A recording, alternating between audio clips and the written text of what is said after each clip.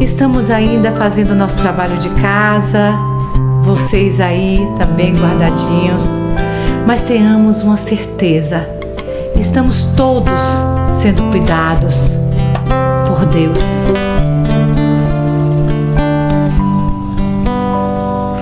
Nada é igual ao teu redor, tudo se faz no seu olhar, todo o universo se formou no seu falar. Teologia pra explicar, ou Big Bang pra disfarçar.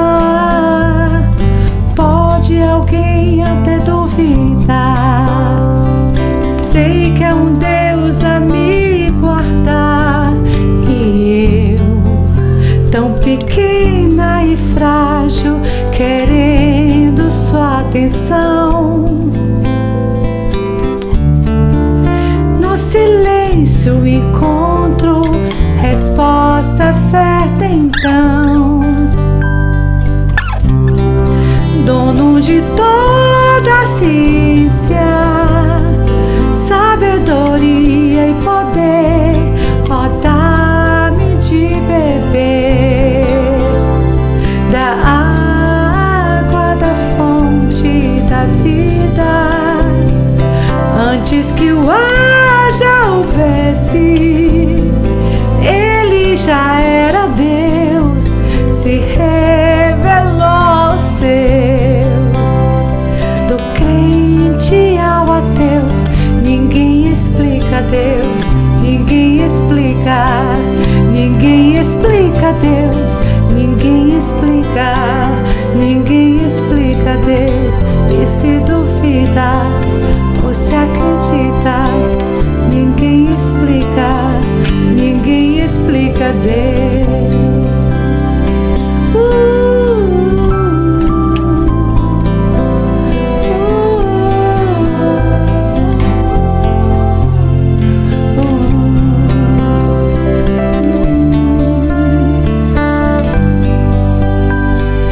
Nada é igual ao teu redor, tudo se faz no seu olhar, o universo se formou no seu falar. Teologia pra explicar, ou Big Bang pra disfarçar. Pode alguém até duvidar, eu sei que é um Deus a me guardar. E eu, tão pequena e frágil, querendo sua atenção. No silêncio encontro resposta certa então. Dono de toda a ciência, sabedoria e poder, ó, dá-me de beber da água da fonte da vida. Antes que o ar já houvesse, ele já era Deus, se revelou aos seus. Do gentil ao judeu, ninguém explica Deus, ninguém explica, ninguém explica Deus, ninguém explica, ninguém explica Deus. E se duvida, você acredita, ninguém explica, ninguém explica Deus.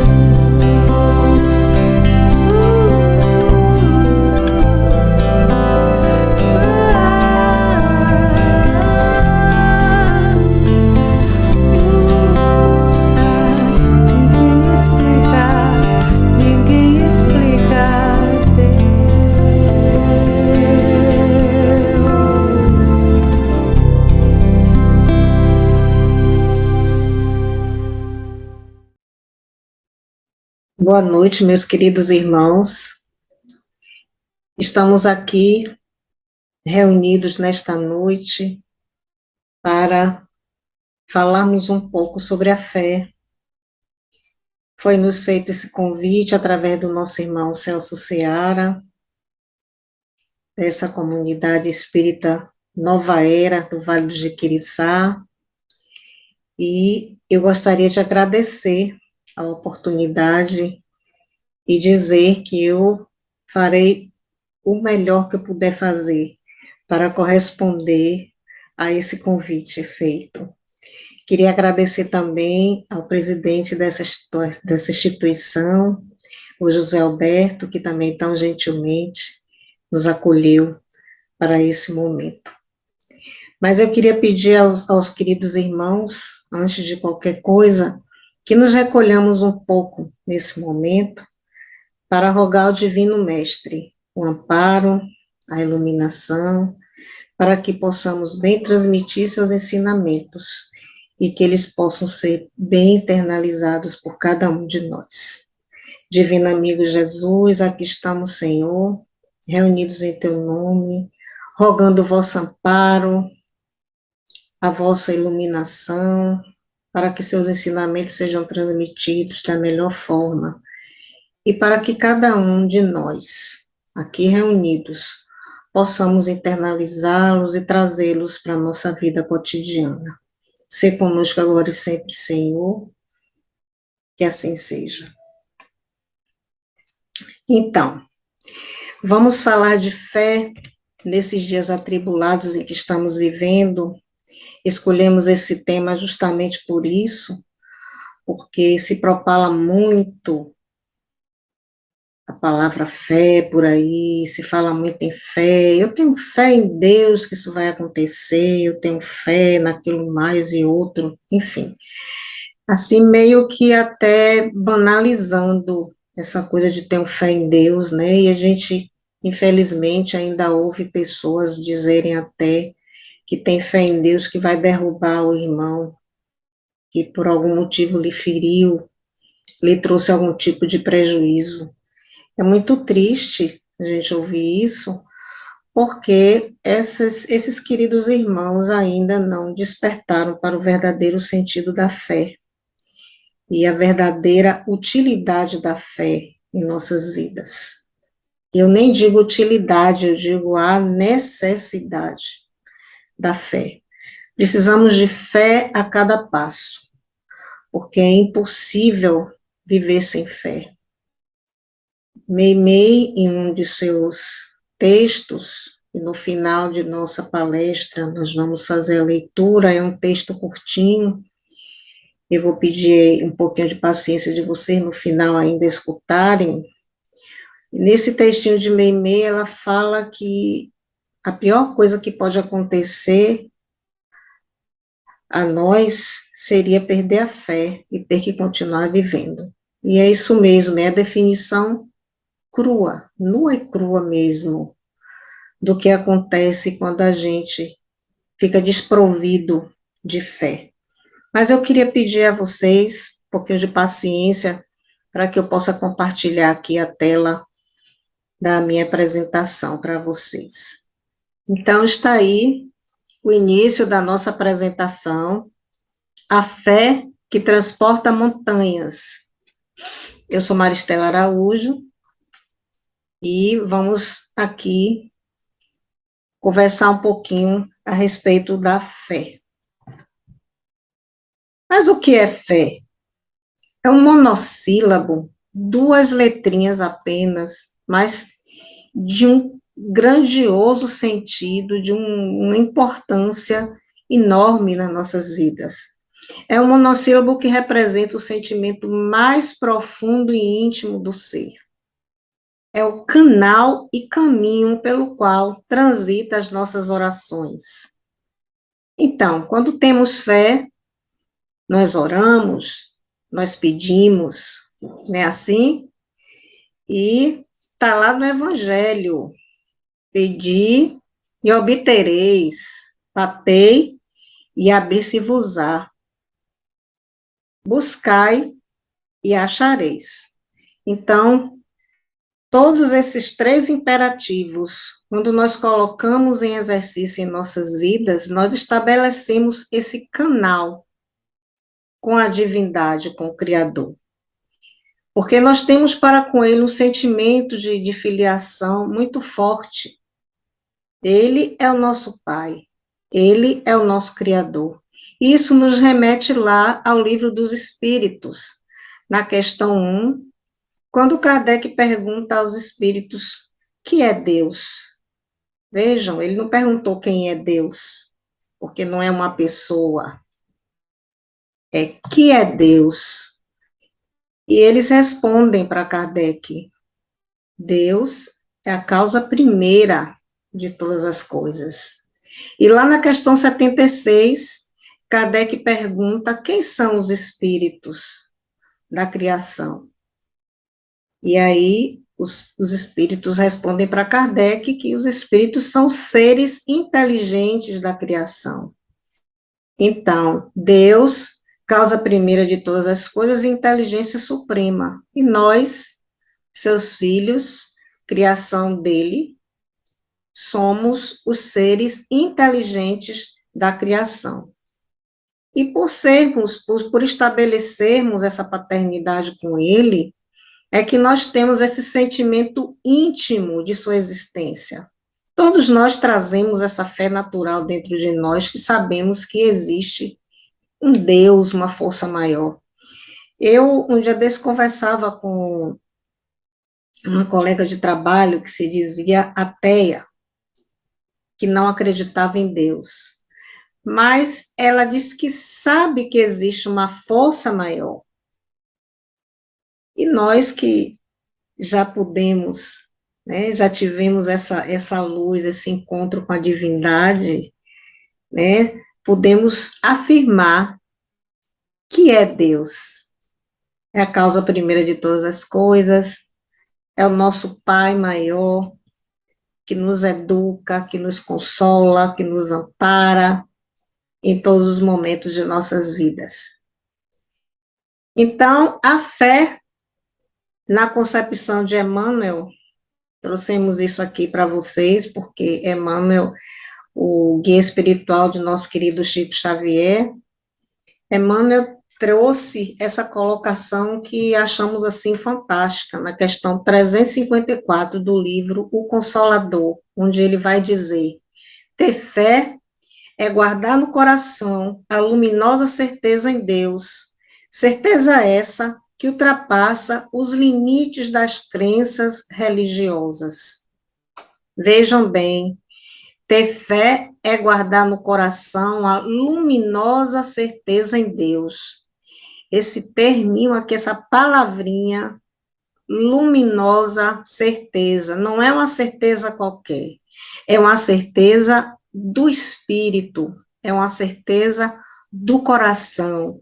Todos nós trazemos isso dentro de nós quando aqui chegamos, quando encarnamos, essa fé natural, essa certeza lá dentro de nós, que Deus existe, que cuida de nós, e é o nosso Pai.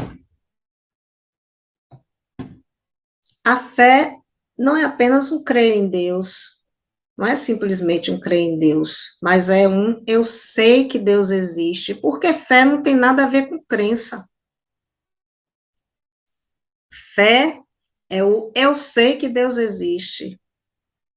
E a crença, a gente diz assim, eu creio em Deus, mas é aquele crer limitado às convenções religiosas.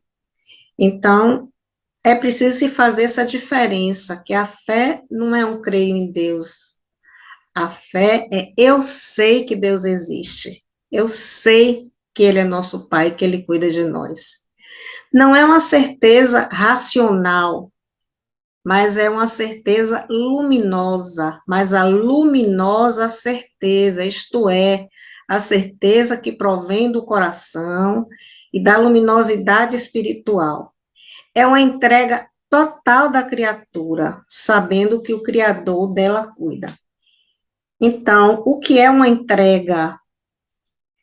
Uma entrega é a gente deixar que Deus resolva façamos de nossa parte que ele resolva o restante. E entendendo que aquilo que vier para nós, a resposta que vier dele, com certeza é o melhor para nós, seja qual for a circunstância. Porque nós, muitas vezes, pedimos ao Pai muitas coisas que ainda não somos merecedores e pedimos também coisas que não seriam boas para nós.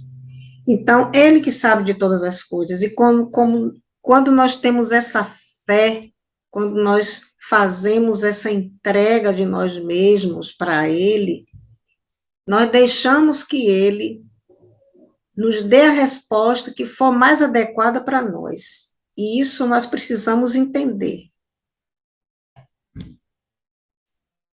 Como ter fé? É uma pergunta que eu já fiz a mim mesma. Como ter fé? Como fazer para ter fé? A fé não nos é ensinada, porque é um sentimento íntimo. E isso nos remete à questão 6 do Livro dos Espíritos, quando Kardec pergunta aos espíritos, por ocasião da codificação do Livro dos Espíritos, ele pergunta assim: o sentimento íntimo que temos em nós mesmos da existência de Deus não seria o fato da educação e o produto das ideias adquiridas? E eles respondem: se assim fosse, por que os ossos selvagens teriam este sentimento? E aí a gente para analisar essa resposta e vamos ver que Kardec recebeu a resposta mais do que precisa, porque os selvagens não tiveram acesso à educação, os selvagens não têm ideias, muitas ideias adquiridas, a não ser sobre o seu modo de viver nas matas, os alimentos, o dom de fazer coisas, de tecer coisas e fazer artesanatos e fabricar remédios, coisas desse tipo, que eles têm essa sabedoria que nós não temos, mas eles têm fé. Então, não é produto de ideia adquirida e também não é uma questão de educação. Mas como desenvolver essa fé? Isso é uma pergunta que eu sempre me fiz e continuo me fazendo. Como desenvolver a fé? Bom, a fé sem obras é morta. Então, é preciso, primeiramente, que nós pensemos o que eu posso fazer para fortalecer a minha fé. O que eu estou fazendo? Procurar se engajar em alguma atividade que possa trazer um benefício moral a nós.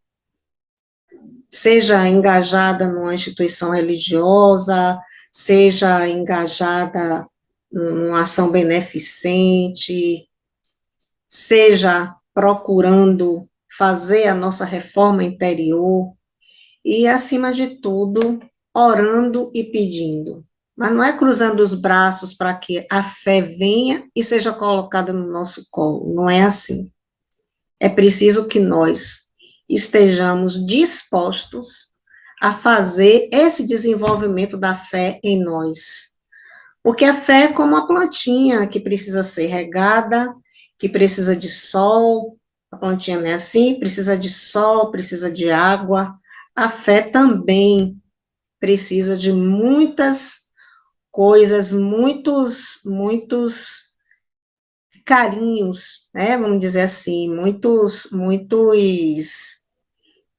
providências para que ela realmente vá se consolidando em nós.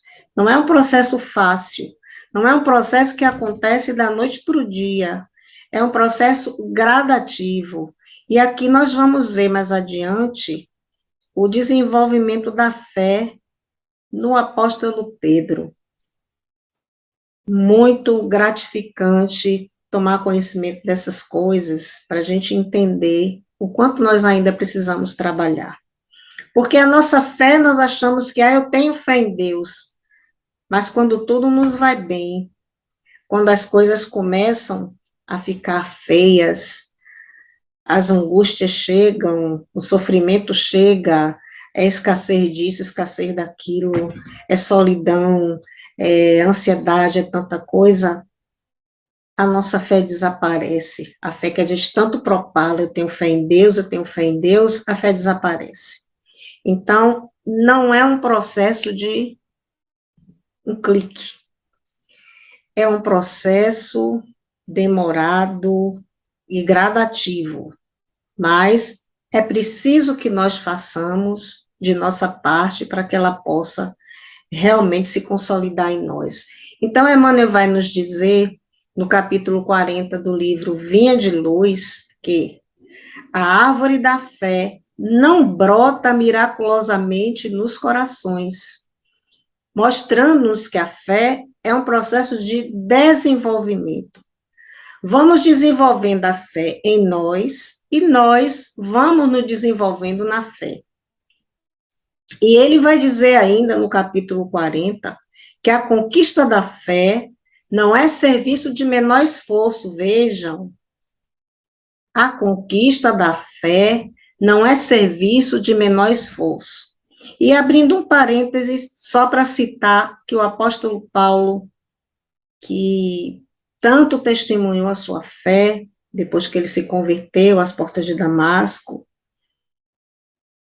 ele gostava muito de dizer, peleja na fé.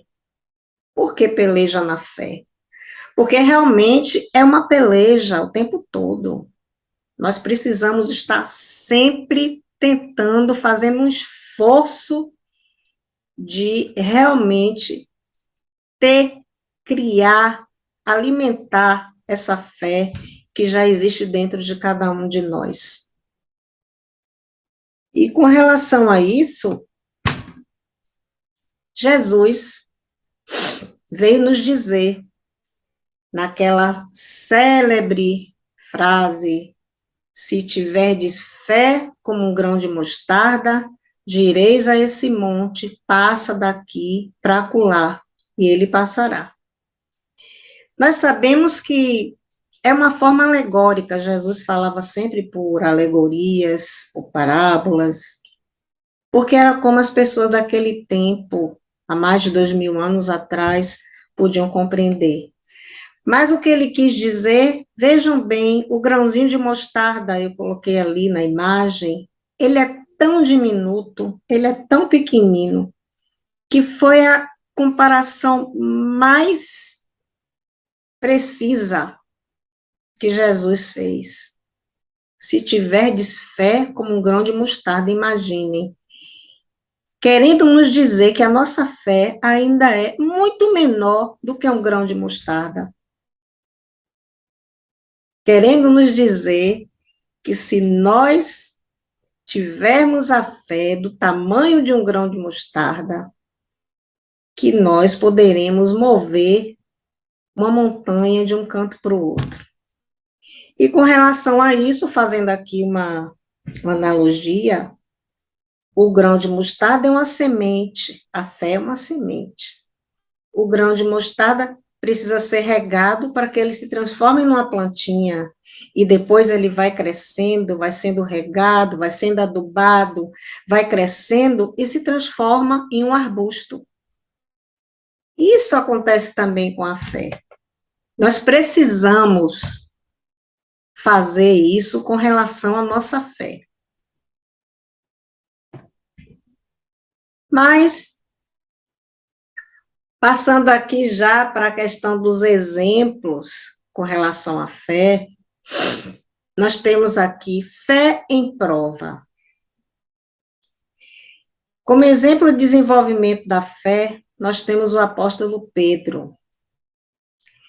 E Pedro, nós trouxemos aqui 3 situações em que está bem claro o processo de desenvolvimento da fé em Pedro. Pedro era um dos apóstolos mais queridos de Jesus, mas ele era uma pessoa um pouco difícil, e mas tinha um coração enorme, tinha vontade realmente de ter aquela fé robusta. Mas a gente vai ver aqui, pelos exemplos que trouxemos, que não é tão fácil assim provar a fé no momento certo, dar o testemunho de fé. Então, nessa passagem do barco, aconteceu da seguinte forma: estavam os discípulos dentro de um barco, numa noite, em alto mar.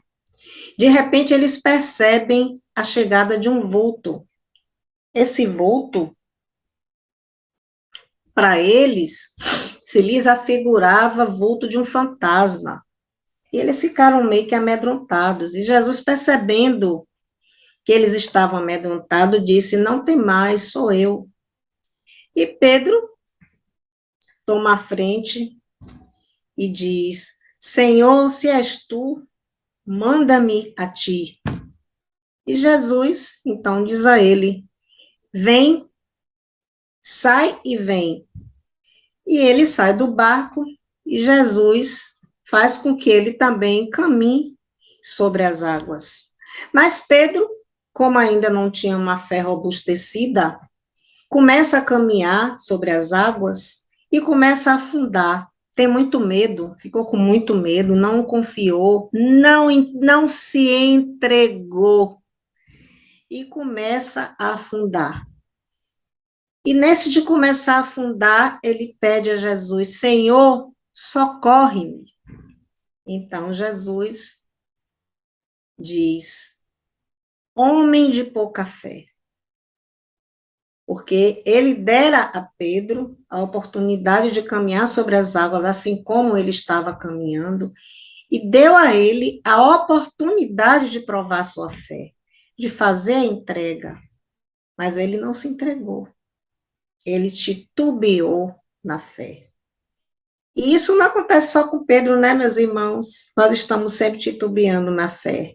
Sempre que alguma situação difícil, alguma situação mais dura, mais rude, chega para nós, seja em que ramo da vida, em que setor da vida seja, familiar, material, profissional, afetivo, seja como for, quando nos acontece alguma coisa mais grave, nós não conseguimos testemunhar a nossa fé. Logo nós entramos em desespero e esquecemos até de orar, de pedir. Estamos tão destrambelhados que não conseguimos nem formular uma oração e fazer aquela conexão com o divino, para que essa ajuda possa nos chegar. Então, essa situação de Pedro, homem de pouca fé, se aplica a todos nós que estamos aqui nesse planeta e falando aqui da nossa situação no planeta. Quando chegou essa pandemia do coronavírus, eu fiquei com muito medo. O começo foi muito difícil. Muito medo, muito medo. Por quê? Porque a minha fé também ainda era pequena, ainda é pequena. Então, por que temer se estava me cuidando? Por que temer se eu sabia que o máximo que poderia me acontecer era a desencarnação? E como diz Joana de Ângeles, morrer é viver, porque a gente se transfere de plano apenas. Nós não viemos para ficar aqui, para permanecer na Terra. Nós somos espíritos em uma experiência humana. Então, nós não viemos para ficar aqui. Essa passagem por aqui é um sopro. Dia desses, eu estava com 15 anos, agora já tenho mais de 60. Então, eu nem vi esse tempo passar, nem me dei conta, né? Então, nós estamos aqui e de passagem. E precisamos entender que não temos o tempo todo do mundo para desenvolver a nossa fé. Nós precisamos correr contra o tempo para que essa fé se fortaleça em nós, para quando nós formos chamados a retornar ao plano espiritual, possamos levar na bagagem essa mensagem, essa força da fé robustecida em nós. E ainda a fé em prova de Pedro. Nós temos aqui uma passagem quando Jesus estava para ser supliciado, ele reúne os apóstolos naquela última ceia, e nessa última ceia, uma das coisas que ele diz aos seus apóstolos é que estava próximo o suplício e que ele se sentiria só, porque muitos o abandonariam. E Pedro, achando que a fé dele já estava tão robustecida assim, diz a ele: Senhor, nunca te abandonarei, irei contigo onde fores, até a morte. Está lá no Evangelho de Lucas, capítulo 22. E Jesus então diz a ele: Pedro, Pedro, os espíritos das trevas querem fazer-te dobrar, como o vento dobra o trigo. Mas eu orei ao Pai, para que a tua fé não desfaleça. E te digo mais, que antes que o galo cante, me negarás 3 vezes. Pedro fica meio atônito, ouve, mas ele não consegue entender aquelas palavras de Jesus, porque ele achava que ele não faria isso, né? Que a fé dele era tão grande que ele iria defender o mestre dele até a morte, como ele realmente havia falado. Mas o que acontece é que chegou o dia do suplício, Jesus foi preso e julgado, e Pedro fica ali rondando, né, a prisão e aqueles lugares ali, e nessa ocasião é interpelado 3 vezes.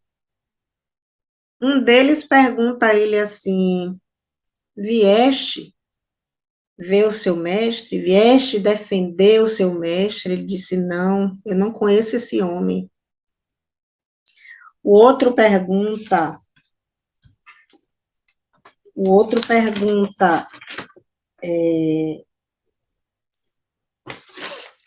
você era um deles?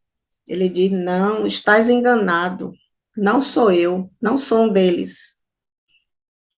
E um outro homem, junto com mais 2, perguntam a ele, dizem a ele assim: esse era aquele que nos atacou entre as árvores do horto, porque ele havia feito isso, atacado uns daqueles homens que estavam cuidando do suplício de Jesus.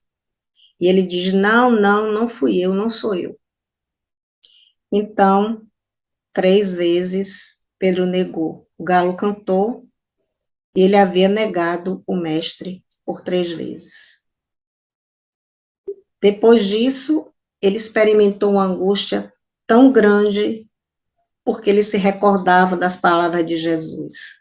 Ele se recordava de tudo que Jesus havia dito a ele na última ceia.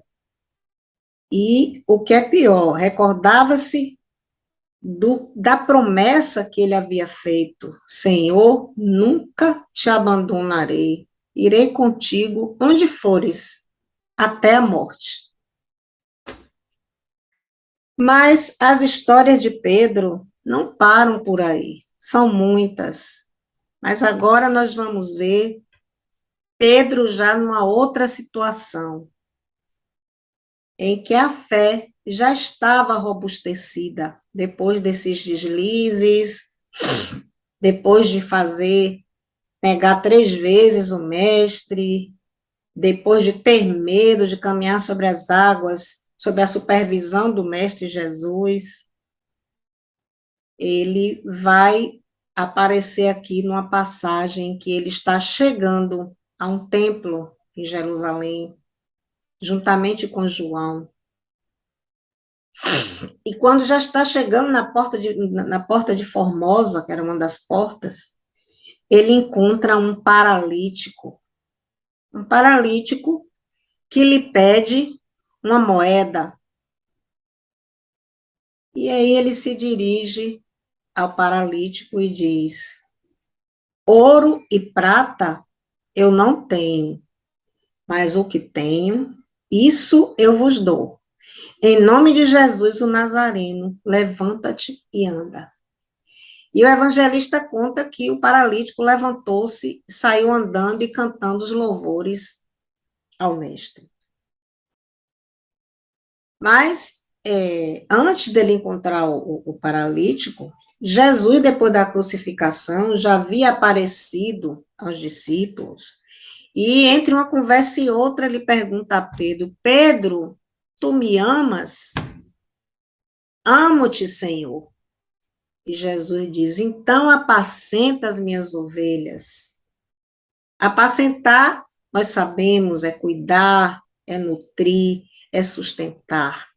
Ele fala das ovelhas humanas, não das ovelhinhas, esses animaizinhos que aparecem aqui na figura, mas que representam tão bem o rebanho de Jesus, que somos todos nós, encarnados aqui neste planeta.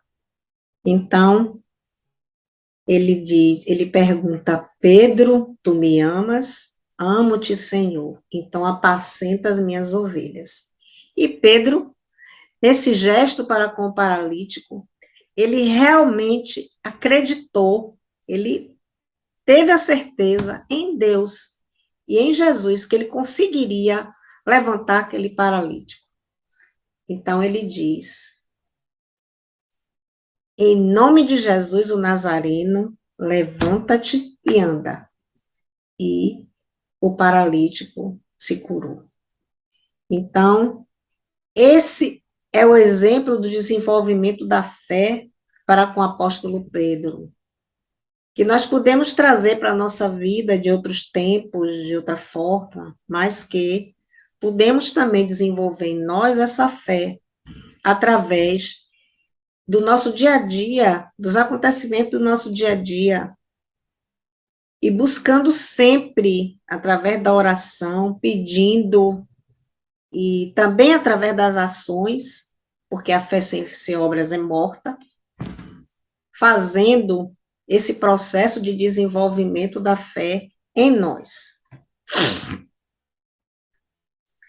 Mas, indo lá para o capítulo 19 do Evangelho segundo o Espiritismo, Kardec vai nos trazer as características da fé. Então, ele vai dizer que a fé é sempre calma, porque ela dá a paciência de saber esperar. Então, quando nós fazemos as rogativas ao Pai, quando nós pedimos aquilo que estamos precisando, aquilo que estamos precisando resolver na nossa vida, no nosso sentimento, no nosso caminhar, nós pedimos e precisamos ter a paciência de saber esperar. E essa paciência de saber esperar, quem nos dá é a fé. E ela é revestida de humildade. Está lá no item 2 do capítulo 19 do Evangelho segundo o Espiritismo. Porque aquele que tem fé sabe que existe uma força maior que é Deus. Então, nós precisamos ter essa fé humilde, a fé que tenha humildade no pedir, que tenha humildade no receber, da forma como vier, como Deus achar que nos convém. Porque, como dizia o apóstolo Paulo, como disse o apóstolo Paulo, tudo me é lícito, mas nem tudo me convém. Muitas vezes nós pedimos coisas que não vão ser boas para a nossa vida, nem para a nossa economia moral, nem para a nossa vida material. Então, Muitas vezes pedimos o absurdo, vamos dizer assim, pedimos o absurdo. Então, o Pai Celestial, que tudo vê, que tudo sabe, que sabe de nossas necessidades, principalmente das nossas necessidades evolutivas, ele vai nos dar a resposta que ele achar mais adequada. E nós precisamos ter a humildade de receber, do jeito que vier, entendendo que a providência divina nunca nos abandona, nunca nos desampara, que mesmo quando ele não nos dá aquilo que pedimos, é porque com certeza será o melhor para nós. Mas Kardec vai dizer também que a fé é empolgante, contagiante e ativa. Ativa como é o que eu estava falando há pouco, a fé sem obras é morta. Então, a fé é ativa. A gente precisa colocar a fé em atividade no nosso dia a dia. Procurar ver o que é que nós podemos fazer para ativar essa fé. E aquele que tem fé se empolga e empolga outras pessoas que venham a conviver com ele, porque ela traz uma alegria, uma leveza, ela traz um sentimento muito bom, uma luminosidade, uma serenidade, uma certeza que contagia. E lá, nesse capítulo ainda, ele vai dizer que a fé, enquanto divina inspiração de Deus, que divina inspiração de Deus desperta a fé, todos os nobres instintos que conduzem o homem ao bem. Então, tudo que está lá adormecido, tudo de bom que está lá adormecido em nós, a fé desperta tudo isso. Porque a fé, ela é mãe da esperança e da caridade. Então, ela desperta esse outro lado, olha que coisa linda. Ela desperta a esperança e a caridade. Então, a fé é um dos nossos, vamos dizer assim, das nossas maiores necessidades enquanto encarnados neste planeta de provas e expiação. A fé, segundo as religiões, está lá também no capítulo 19 do Evangelho, no item 6, fala-se da fé cega, que é a fé que, não examinando nada, aceita sem controle o falso como verdadeiro. Mas ela, em excesso, produz o fanatismo. E nós podemos ver, meus irmãos, nos nossos dias, né, os queridos irmãos não faltando com a caridade com nenhum deles, aquilo que vou dizer aqui agora, vemos nos nossos dias irmãos nossos tão fanatizados com aquela fé cega, bradando todos os versículos da Bíblia, que não param nem para raciocinar o que aquilo quer dizer verdadeiramente. É uma coisa assim tão mecânica, tão que a gente fica se perguntando, gente, que fé é essa? É. Eu não digo que não tenho fé, mas é uma fé cega, é uma fé sem análise dos fatos, é uma fé exagerada, é uma fé fanática, que não enxerga nada além das coisas da Bíblia, dos versículos, né, que são importantíssimos para nos fazer crescer. Todos os versículos são importantíssimos, dos profetas que antecederam a Jesus, e os ensinamentos de Jesus, e tudo que nós temos aí, esse cabedal de ensinamentos que são importantes. Mas, enfim, exemplo da fé cega nós temos também no Evangelho, e um dos exemplos, assim, mais bonitos que eu já vi foi da mulher do fluxo de sangue, A mulher do fluxo de sangue esperou Jesus passar com a multidão, e ela queria chegar perto dele, mas ela havia 12 anos que estava sofrendo com uma hemorragia que a deixava fraca, e ela ficava se perguntando o que é que ela ia fazer para chegar perto de Jesus, para pedir a ele que a curasse. Como chegar perto dele? Então ela pensou: se eu apenas lhe tocar as vestes, serei curada. E assim ela ficou aguardando. Quando ele passou em meio àquela turba, ela acompanha e consegue chegar perto dele, junto dele mesmo, e toca a borda, veja bem, a borda da capa de Jesus. E naquele momento que ela toca a borda da capa, Jesus percebe, vira-se para os seus discípulos e diz: alguém me tocou. E aí, os discípulos dizem: mas mestre, como que alguém lhe tocou se a multidão só lhe empurra? Ele disse: alguém me tocou.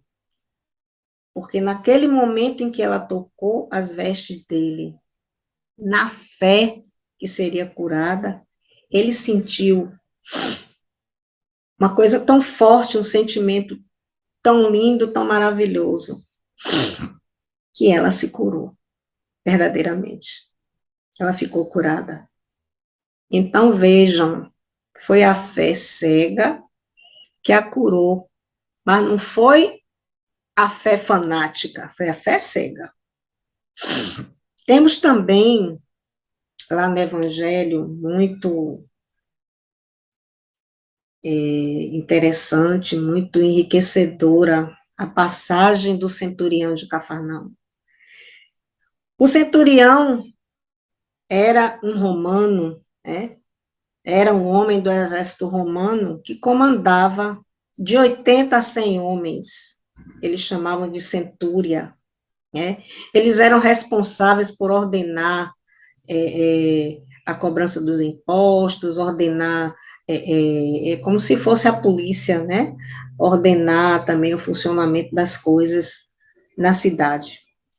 E esse centurião de Cafarnaum, que já tinha ouvido falar de Jesus, ele estava com um servo muito amado da sua centúria, doente, gravemente doente, em sua casa. Mas ele pede aos judeus anciãos, né, porque ele era romano, ele deve ter pensado que o mestre Jesus não iria mover nem uma palha para ajudá-lo, porque ele era romano. Então, ele manda os judeus anciões pedir a Jesus que desse a ordem para que o servo fosse curado. Mas Jesus diz: não, vamos à casa dele. E vai se dirigindo para a casa dele. Quando ele percebe que Jesus está indo à casa dele, ele manda mensageiros dizerem a Jesus que ele não fosse até sua casa, porque ele não se sentia digno. Então, Jesus ficou maravilhado com aquilo, porque, além dele dizer que não se sentia digno, ele disse: eu sei que você tem os seus comandados, você tem os seus exércitos, assim como eu tenho os meus comandados, e eles não precisam que eu esteja perto de junto para cumprirem uma ordem minha. Eu dou a ordem e eles cumprem, esteja presente ou não. E assim também você pode fazê-lo, Senhor. Dê a ordem e meu servo será curado. E assim Jesus o fez. Deu a ordem e o servo foi curado. Então Jesus ficou tão maravilhado que ele disse que jamais viu em todo Israel uma fé daquele tamanho. Vejam bem, não era um judeu, não era um israelita, era um romano, um centurião, que pelo que acontecia naquela época, né, o centurião era uma pessoa que tinha uma autoridade de oficial, então ele realmente não era uma pessoa muito maleável, ele cumpria ordens superiores e tinha seus comandados, então não era, como se diria hoje, né, não era uma persona grata, era uma persona não grata. Mas Jesus ficou tão maravilhado, disse que jamais viu em Israel tamanha fé. E lá também, no Evangelho, segundo o Espiritismo, Kardec vem nos falar também da fé raciocinada, lá no item 7, que é a fé que enfrenta a razão. Como assim enfrenta a razão? Ela bate de frente com a razão? Não, não é isso. Não é que ela bate de frente com a razão, é porque ela analisa, observa. Trabalho que Kardec fez por ocasião da codificação. Kardec perguntava, mas Kardec observava, Kardec ia também tirando suas conclusões e perguntava tudo, porque ele queria saber tudo e queria ver se era aquilo mesmo, né? Trabalho também de observação. Então, a fé raciocinada é isso, que é diferente de fé racionalizada. Existem pessoas que não dizem fé raciocinada, dizem fé racionalizada, como se fosse racionalizar a fé, ou seja, tirar por menos, diminuir, não é isso. É fé raciocinada, é aquela que enfrenta a razão e que busca compreender a natureza das coisas. E aqui nós terminamos a nossa apresentação com votos de muita paz para todos, mas nós vamos voltar ainda aqui para fazermos as considerações finais. Nós queremos também agradecer mais uma vez por nos escutarem, por destinarem um pouco do tempo de vocês para me ouvir. Muita gratidão por isso. Agradecer mais uma vez a acolhida da comunidade espírita Nova Era, na pessoa do Celso Seara e do Luiz Alberto, e dizer que eu estou muito honrada, mas também pedir desculpas por alguma falha, pedir desculpas pela qualidade da gravação, que eu sei que não está muito boa, porque a câmera aqui do nosso equipamento não é tão boa, mas nós esperamos que essas considerações ecoem positivamente dentro de cada um de vocês, tem de cada um de nós, porque eu também me incluo nessa leva daqueles que ainda estão precisando desenvolver a fé no patamar que realmente importa, né? E dentro desse prisma aí, eu queria dizer que busquem o desenvolvimento da fé também através do estudo, da leitura dos livros, da codificação, dos livros para espíritas, né, as obras de Joana de Ângeles, de Emmanuel, de André Luiz, muita coisa boa para a gente ler, para a gente aprender, para a gente se informar. Tem livrinhos de cabeceira e do próprio Evangelho, segundo o Espiritismo, né, que a gente pode se instruindo a partir daí, e com isso também, tomando conhecimento dessas coisas, nós, com certeza, também aumentaremos a nossa fé. Agora, eu peço aqui um minuto a vocês ainda, porque eu quero ler para vocês um textinho de Meimei, faltando aqui para a nossa tela cheia, saindo da apresentação. Eu quero ler esse textinho de Meimei, que foi recebida através da mediunidade de Chico Xavier, essa criatura luminosa que ficou um bom tempo aqui na Terra conosco, trazendo livros e mais livros fantásticos, cheios de luz. Meimei escreveu esse textinho intitulado Confia Sempre. Não percas a tua fé entre as sombras do mundo. Ainda que os teus pés estejam sangrando, segue para a frente, erguendo-a por luz celeste, acima de ti mesmo. Crê e trabalha. Esforça-te no bem e espera com paciência. Tudo passa e tudo se renova na terra, mas o que vem do céu permanecerá. De todos os infelizes, os que perderam a confiança em Deus e em si mesmos, são os mais desditosos, porque o maior infortúnio é sofrer a privação da fé e prosseguir vivendo. Eleva, pois, o teu olhar e caminha, luta e serve, aprende e adianta-te. Brilha a alvorada além da morte, além da noite. Hoje é possível que a tempestade te amarfanhe o coração e te atormente o ideal, aguilhoando-te com a aflição ou ameaçando-te com a morte. Não te esqueças, porém, de que amanhã será outro dia. Meimei. Muita paz, meus irmãos, e até uma próxima oportunidade.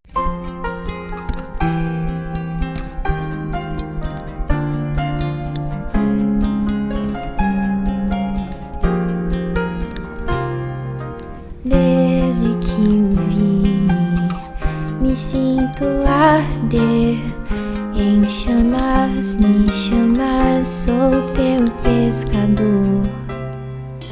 Vi tuas curas, branduras na voz e um sol de ternura rompendo o tabu. Deixei meu Pai, meu mar, meu cais, e busquei meu lugar junto a ti. O amor demais me fez capaz de curar em teu nome, Rabi. Filho do trovão, deita tua cabeça sobre mim. Mãe Maria, eis teu filho ao lado da cruz.